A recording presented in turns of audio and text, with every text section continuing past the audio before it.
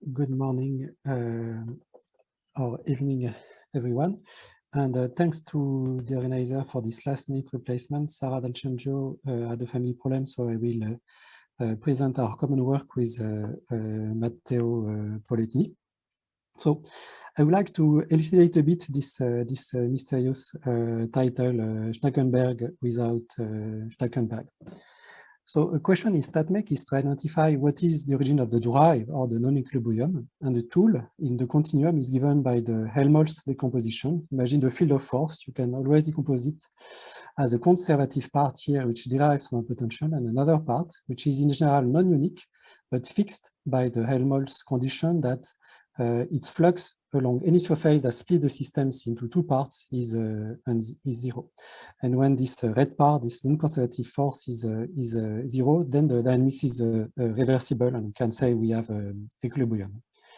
So the question is how to generalize this to network, and this is not an academic question because as Kohei just presented, in fact, chemical reaction networks are precisely a situation where networks play a role, and in biology, the topological complexity of such network gives biological function, and very often these systems are non-equilibrium.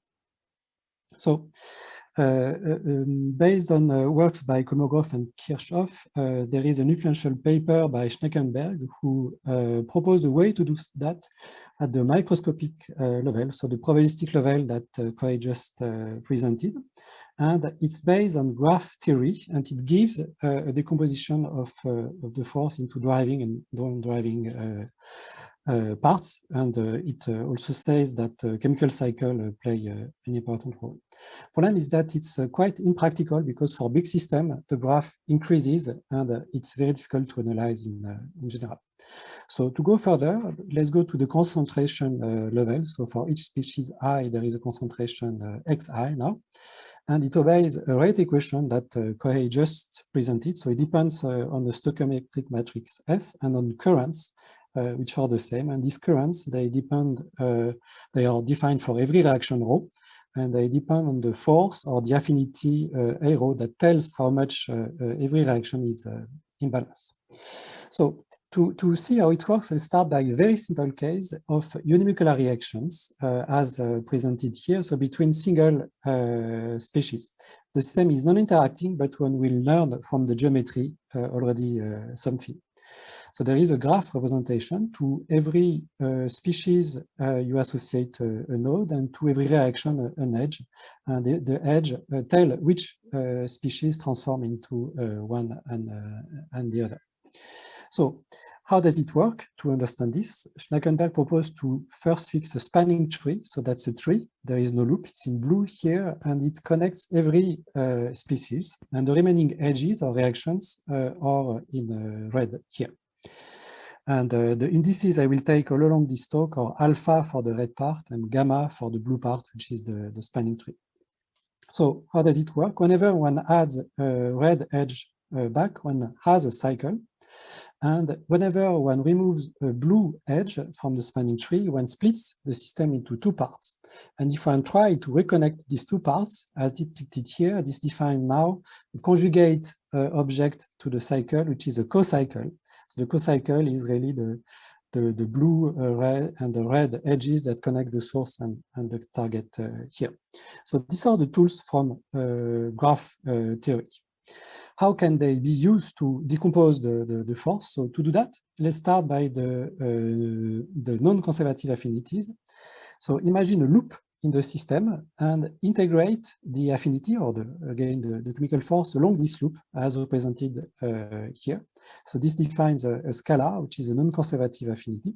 And one can show that when they are all zero, the system is in equilibrium, that is to say, even reversible, even in the stochastic level. And this is Kirchhoff law, and this was advertised by Schnackenberg in that context, and also for Markov processes.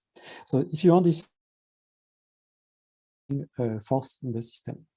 But what can we say about the other part, which is the conservative part?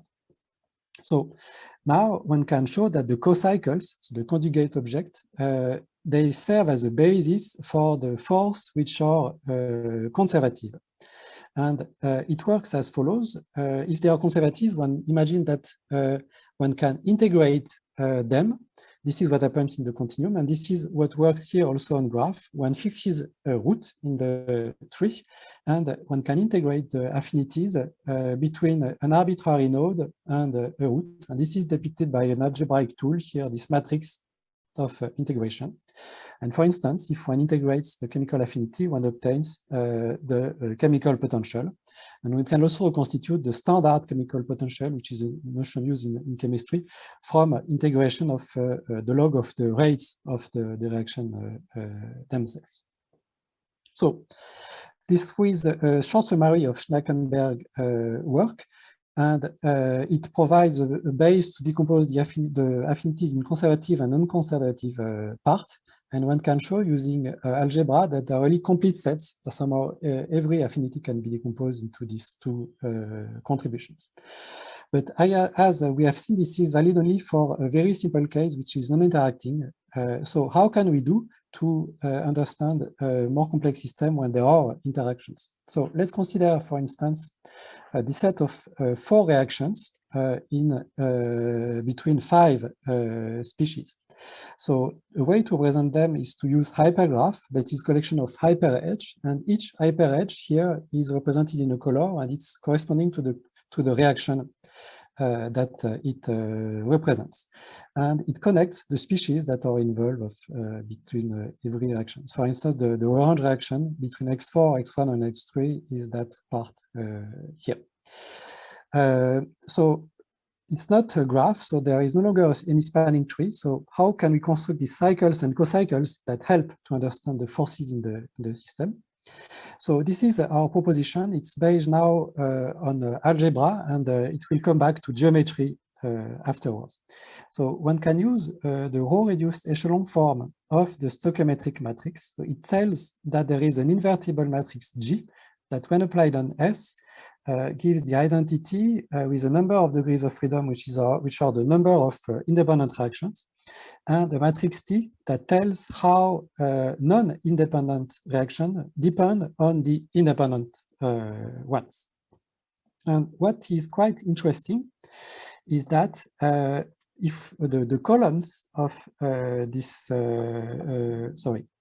so this matrix T allows one to define the matrix below here, and the first M columns correspond to the co-cycle C gamma, and the last columns correspond to the cycle C alpha, and they are defined through this matrix T. So up to now, I have not defined these vectors, but if you come back to the graph, these vectors have entries whenever an edge is involved in the co-cycle or the cycle.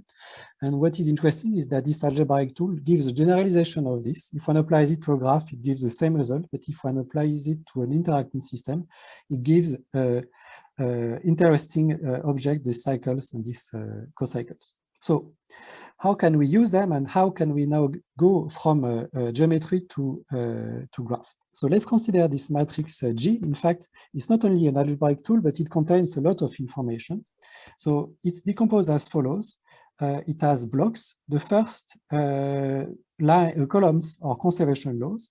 The first line, there are as many of these zeros as conservation law or zeros, and there is a purple part that I will detail, and which are the integration paths I mentioned before. So to depict that, let's go back to a graph. The first column is the sole conservation law. It's full of 1. You have 2 minutes left. Sorry. Okay. And then the purple part corresponds to this integration path that allow one to integrate the forces. So how does it work for hypergraphs? It's as follows. I took an example here where there are 2 conservation laws. So now we have 2 roots instead of 1. These are the orange dots. And the purple part of the matrix here gives the 3 integration paths between the 3 remaining independent species. So there are 2 simple ones, and another one, the central one, which is more complex. It has weights and also signs. And what is quite interesting is that if you sum the affinities along this path with these weights from a species through a root, you recover the chemical potential. So this really gives the geometry of the forces in the system. So How can it be used? First, we can consider linear response close to equilibrium.